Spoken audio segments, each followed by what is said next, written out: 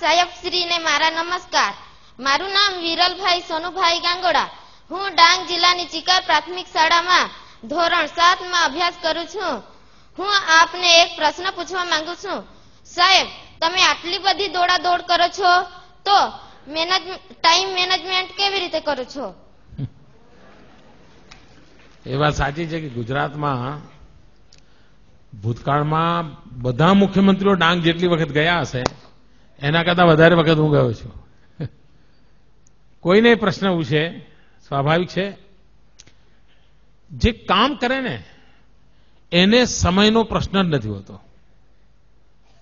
જે ન કરે ને એને સમયના પ્રોબ્લેમ હોય છે. તમે જોજો, આ દુનિયાનો નિયમ છે. જે નવરો હોય ને એને તમે કહો કે અત્યારે મારે મળવું છે, આવું તો કે ના હમણાં નહીં, હું જરા પછી વાત કરીએ આપણે. નવરો જ હોય સાહેબ.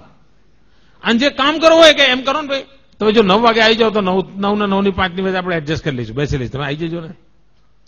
ખરેખર જે કામ કરનારો માણસ હોય છે એને સમયની ક્યારેય ખોટ પડતી નથી. ભરપૂર સમય છે આપણી પાસે. આપણને સમયનો ઉપયોગ આવડતો નથી. વિદ્યાર્થી મિત્રોને મારી વિનંતી છે કે જો તમને શક્ય હોય તો બેન્જામિન ફ્રેન્કલિનનું જીવન વાંચજો. એ અમેરિકાના રાષ્ટ્રપતિ હતા. આમ તો જીવન ચરિત્રો વાંચવા જોઈએ, પણ એમના જીવન ચરિત્રના અંદર વિશેષતા છે. એમને પોતાને શું થતું, કામ બહુ કરે તો લોકો ફરિયાદ કરે કે તમે આ નથી કરતા, તમે મળતા નથી, તમે એટલે પછી એમને થયું કે હાડું આટલું બધી મહેનત કરું તો એમ મને તો ફરિયાદો જ આવ્યા કરે છે. એટલે એમણે અભ્યાસ ચાલુ કર્યો પોતાનો અને એક ડાયરી બનાવી અને એમાં એમણે લખ્યું, ભાઈ કરવા જેવા કામો કેટલા કર્યા, ન કરવા જેવા કામો કેટલા કર્યા, ન કરું તો ચાલે એવા કામ કેટલા કર્યા, કરીએ તો એ ઠીક ને ના કરીએ તો ઠીક એવા કામ કેટલા કર્યા. અને પછી ટીકમાર્ક કરવા મળ્યા. સોમવારે જેટલા કામ કર્યા બધું ટીકમાર્ક કરે. અઠવાડિયા પછી એમણે જોયું કે કરવા જેવા કામ ઓછામાં ઓછા કર્યા હતા અને ન કરું તો ચાલે એવા બધા જ કર્યા હતા. કારણ આપણને જ ખબર નથી હોતી કે હું આ ન કરું તો ચાલે, ભાઈ પછી કરી જવાય તો ને, પણ આપણે નક્કી નથી કરતા, પ્રાયોરિટી નક્કી નથી કરતા. અને આ જો સહેજ આપણે ટેવ પાડી દઈએ કે કરવા જેવા કામોમાં કોઈ કોમ્પ્રોમાઇઝ નહીં, તો તમે જોજો તમારા બધો સમય ઉપજાઉ થઈ જશે. એમાંથી કંઈ ને કંઈ આઉટપુટ મળ્યા કરશે. બીજું, કેટલાક લોકો એમ કહે છે ખૂબ કામ કર્યું એટલે થાક લાગ્યો. આ ખોટી વાત છે. ખૂબ કામ કરો એટલે થાક જ ના લાગે. ખૂબ કામ કરો એટલે સંતોષ થાય. તમને સાહેબે હોમવર્ક આપ્યું હોય, વધારે આપ્યું હોય, પણ જો પૂરું કરો એટલે કેવું હાશ એવું થાય છે કે નહીં? આ સત્ય છે. અને બાકી હોય તો મમ્મી હું દૂધ લેવા નહીં જાઉં, મારું લેસન બાકી છે. મમ્મી હું નાના બહેન નહીં રમાડું, મારું દૂધ બાકી છે. અરે મમ્મી તું રેડિયો બંધ કરને, મારું લેસન બાકી. એવું ચાલે ને ઘરમાં? કારણ કામ બાકી છે. ખરેખર કામ કર્યાનો થાક હોતો જ નથી, કામ કર્યાનો સંતોષ હોય છે. અને જીવનમાં તમે જોજો, કોઈ દિવસ કામનો થાક લાગે જ નહીં. આ ખોટું ભ્રમ છે. બહુ કામ છે, થાકી ગયો. કાં તો પછી તમે ન કરવાના બધું કરતા હો તો થાકી જતા હો. અને તેથી સમયનો ઉપયોગ કેવી રીતે કરવો, સમય બરબાદ ન થાય એના તરફ આપણું ધ્યાન હોવું જોઈએ. મને યાદ છે એકવાર હું કેકા શાસ્ત્રીજી, તમે નામ સાંભળ્યું હશે, બહુ જ મોટા આ રાજ્યના ખૂબ મોટા વિદ્વાન, એમની સાથે એકવાર હું પ્રવાસમાં ગયેલો અને લગભગ 10 દિવસનો મારો પ્રવાસ હતો.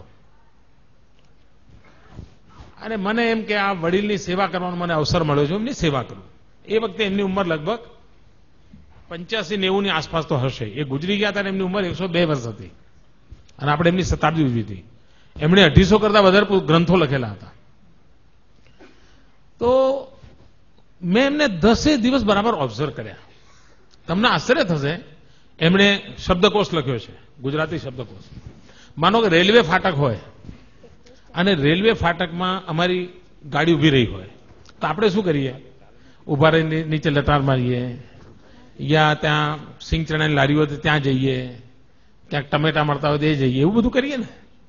મેં જોયું કે જેવી બસ ઉભી રહી નથી કે પોતાના થેલામાં ચોપડો કાઢ્યો નથી, તરત આમ લખવાનું ચાલુ જ કરી દે અને ફરી પાછી ફાટક ખુલે અને બસ ચાલે પછી અમને મૂકી દે. મને એમ થાય કે આ માણસ સમયનો કેટલો બધો ઉપયોગ કરે છે. રાત્રે ક્યાંય પહોંચવાનું હોય ધર્મશાળામાં અમે ઉતરતા તો હું એમના માટે કે પથારી લેવા જઉં, એ પહેલા તો એ પોતાનું જે થેલો હતો એનું ઓછું કહીને સુઈ ગયા હોય. મારે એમને રાત્રે ઉઠાડવા પડે, કશું નહીં, કોઈ અપેક્ષા જ નહીં. ત્યારે હું જોતો હતો કે આ વ્યક્તિ આટલું બધું કામ કેવી રીતે કરી શક્યા હશે. સમયનો એટલો અદભુત ઉપયોગ કરતા હતા એ. મેં એટલા આમ અને બારીકાઈથી મેં જોયું છે ને, અને મને તાજ્જુબ હતું.